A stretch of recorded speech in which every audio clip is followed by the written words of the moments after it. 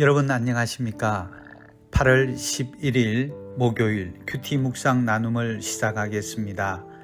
오늘은 출애굽기 14장 1절에서 14절 말씀을 중심으로 너희는 가만히 있을지니라는 제목으로 말씀을 묵상하겠습니다. 우리가 하나님의 말씀을 따라 살면 하나님이 반드시 책임을 져주십니다. 하지만 그 길이 만사 형통이 이루어지거나 아무런 문제나 어려움이 사라지는 것은 결코 아닙니다. 말씀을 따르는 길에도 어려움은 항상 존재하는 것입니다.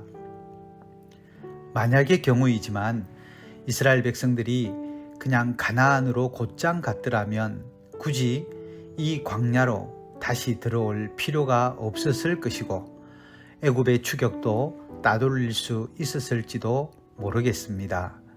하지만 백성들이 이 길로 들어선 것은 하나님의 명령에 따른 것이었는데도 앞에는 홍해가 가로막고 있었고 뒤에는 애굽 군대가 추격해오는 상황이 되고 말았습니다.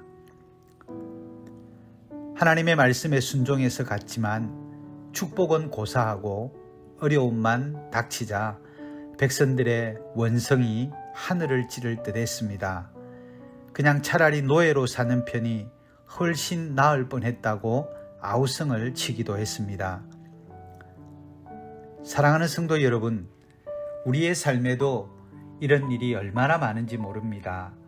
평생 곧은 마음으로 또 하나님을 믿는 믿음으로 산다고 했는데도 형통은커녕 이런저런 어려움이 얼마나 많은지 모릅니다.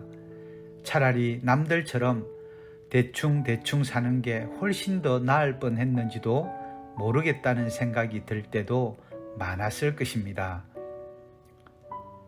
하지만 이때 우리는 모세가 나서서 백성들에게 한 말에 주목해 보아야 합니다. 너희는 두려워하지 말고 가만히 서서 여호와께서 오늘 너희를 위하여 행하시는 구원을 보라. 너희가 오늘 본 애굽 사람을 영원히 다시 보지 아니하리라. 여호와께서 너희를 위하여 싸우시리니 너희는 가만히 있을지니라. 우리가 말씀 순종의 길에서 당하는 위기는 어떤 의미가 있을까요?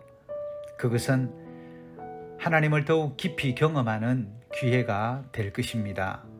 그러므로 순종의 길에서 당하는 위기를 두려워하기보다는 나를 드러내기 이전에 가만히 서서 하나님이 행하시는 구원을 보려고 노력하면 됩니다.